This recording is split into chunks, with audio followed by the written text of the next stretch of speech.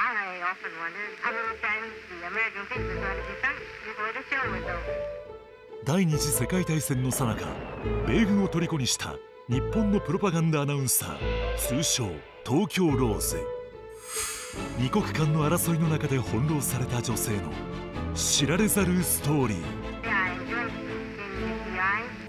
バイオグラフィー東京ローズ、戦時下の女性アナウンサー、ヒストリーチャンネル。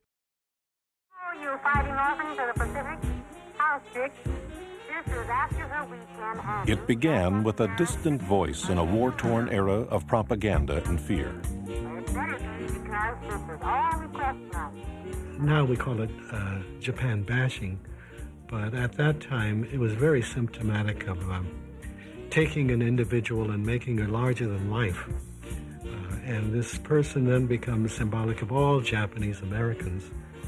And when people are willing to believe that kind of story, then all of us suffer. And all of us did suffer during that period.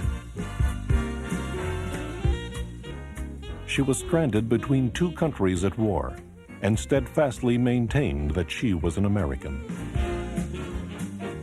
It's the story of a woman who was caught up in the winds of war. I mean, buffeted about by these incredible events, literally caught as a victim and a scapegoat. The Tokyo Rose never really existed except in the minds of the American public and, of course, originally in the minds of American servicemen during the war. But when the war was over, history would have its object of blame.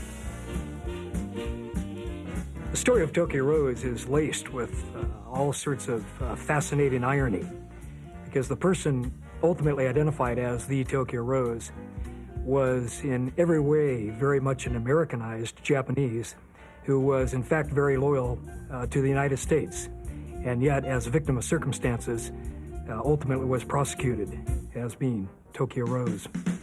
バイオグラフィー東京ローズ、戦時下の女性アナウンサー、ヒストリーチャンネル。